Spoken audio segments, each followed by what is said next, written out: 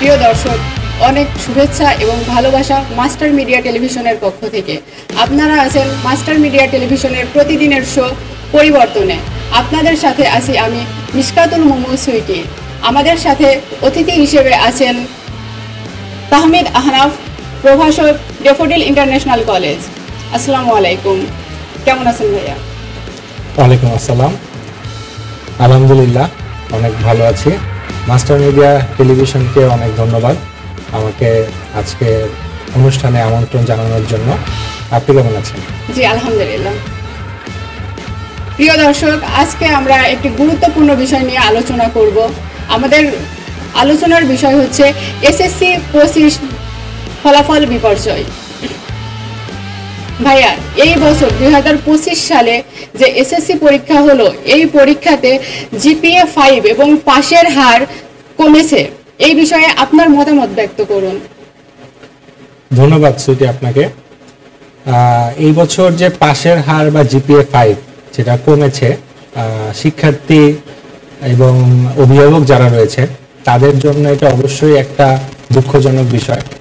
কিন্তু সার্বিকভাবে শিক্ষার্থীদের ভবিষ্যৎ মঙ্গলের দিকে যদি আমরা চিন্তা করি এবং আমাদের দেশের কথা বিবেচনা করি, সেই ক্ষেত্রে আমি এটিকে অবশ্যই ইতিবাচকভাবে দেখছি। তার কারণ যদি আমি আরেকটু স্পেসিফিক আপনাকে একটু তথ্য দেই, 2024 সালে অর্থাৎ গত বছর 1,82,024 জন হচ্ছে শিক্ষার্থী পাশ করেছিল।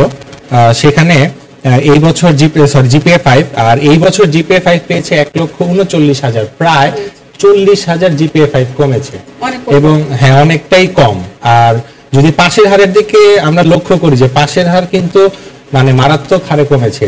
এই বছর পাশের হার হচ্ছে 68.45%, যেখানে গত বছর ছিল 83.03%, একদম স্পেসিফিক সংখ্যাটা।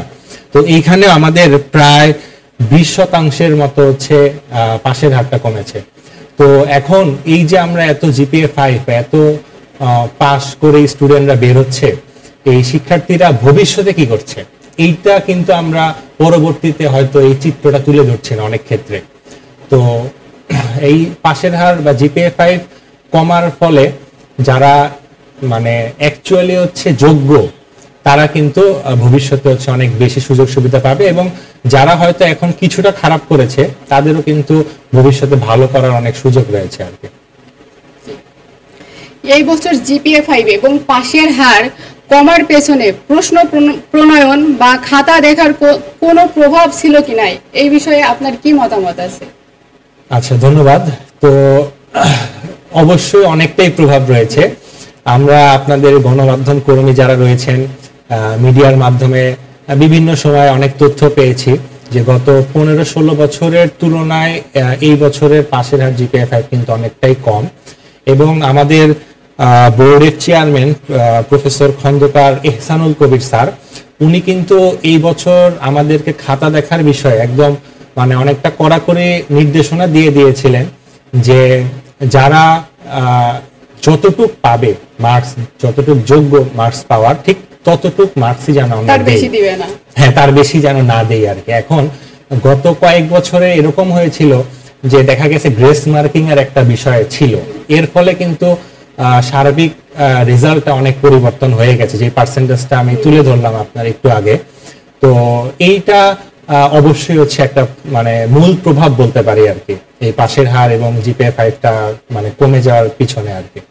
আচ্ছা, আমাদের দেশে খুবই দুঃখজনক একটা ব্যাপার আছে যে ফলাফল খারাপ হলে অভিভাবকরা আমাদের শিক্ষার্থীদের উপরে যে মানসিক যে চাপটা দেয়, এই সিস্টেমটার পরিবর্তন কতটুকু পরিবর্তন করা দরকার, এই মানে আপনি কি মনে করেন এটা নিয়ে, যে এটা অবশ্যই অনেকটাই পরিবর্তন করা দরকার। দেখুন সুইটি, আমরা যদি আমাদের পার্শ্ববর্তী দেশের দিকেও চিন্তা করি, ইন্ডিয়া, শ্রীলঙ্কা, মালদ্বীপ, ওই সকল দেশও কিন্তু আমাদের মানে শিক্ষা ক্ষেত্রে ব্যাপক এগিয়ে গিয়েছে, এবং উন্নত বিশ্বেও এই আমাদের যে নম্বর ব্যবস্থাপনা এবং জিপিএর যে বিষয়টা, আমরা অভিভাবক যারা রয়েছেন, ইভেন আমরা শিক্ষকরাও মানে নম্বরের প্রতি এত পরিমাণে হচ্ছে উদ্গ্রীব যে আমাদের প্রতিষ্ঠান, আমাদের হচ্ছে মানে কোচিং ব্যবস্থা এর পিছনে অন্যতম একটা দায়ী। তো এই কোচিং কলেজ স্কুলের সাথে যে সকল আপনার হচ্ছে স্টেক হোল্ডাররা জড়িত, সো তাদের মনোভাবের পরিবর্তনটা আসলে সবচেয়ে বেশি গুরুত্বপূর্ণ, এবং এই মনোভাবটা যদি পরিবর্তন হয় তাহলে আমি মনে করি যে সমাজও পরিবর্তন হয়ে যাবে আর কি। এবং এই সমাজের পরিবর্তন হলে সেই ক্ষেত্রে এই যে অভিভাবকদের যে একটা প্রত্যাশা যে আমার বাচ্চাকে জিপিএ 5 পেতেই হবে কিংবা তথাকথিত গোল্ডেন এ প্লাস পেতে হবে, এই মনোভাবটা থেকে তখন হচ্ছে আমরা বেরিয়ে আসতে পারবো। আচ্ছা, ফলাফল খারাপ হলে শিক্ষার্থীরা যে এই মানসিক দিক থেকে ভেঙে পড়ে, এই জায়গা থেকে কিভাবে তারা পরিত্রাণ পাবে, এই বিষয়ে আপনি দর্শকদের উদ্দেশ্যে মানে শিক্ষার্থীদের উদ্দেশ্যে কিছু বলুন।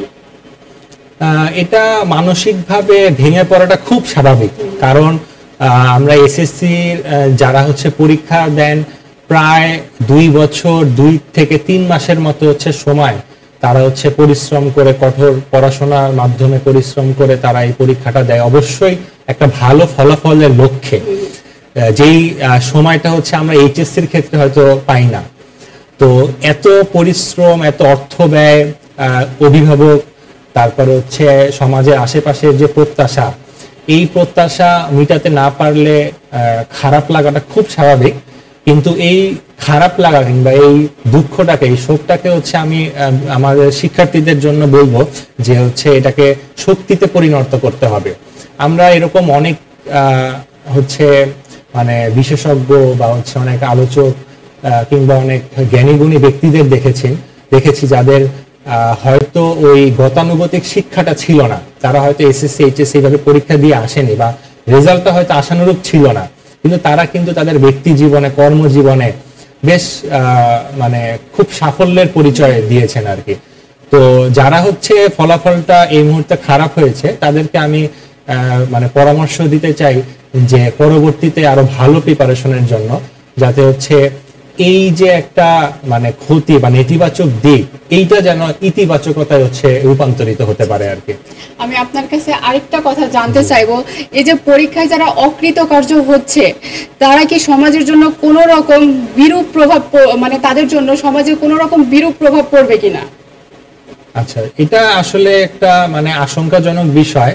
আমরা অনেক ক্ষেত্রে এরকম লক্ষ্য করে থাকি যে যারা হচ্ছে হয়তো আশানুরূপ নাম্বার পায়নি অথবা ফেল করেছে, তারা আমাদের সমাজের বিভিন্ন যে নেতিবাচক দিক রয়েছে, মাদকাসক্ত কিংবা ইফটিজিং, বুলিং করা, এই সবের সাথে অনেক ক্ষেত্রে জড়িয়ে যায়। এগুলো তো প্রতিনিয়ত বাংলাদেশে খুবই ঘটছে। হ্যাঁ, এটা বাংলাদেশের ক্ষেত্রে এটা আমরা প্রায় পেপার, পত্রিকা, টিভি চ্যানেল খুললে মানে এটা প্রতিদিনের একটা খবর হয়ে গিয়েছে। তো এটা আমাদের জন্য অবশ্যই একটা দুঃখজনক নেতিবাচক দিক।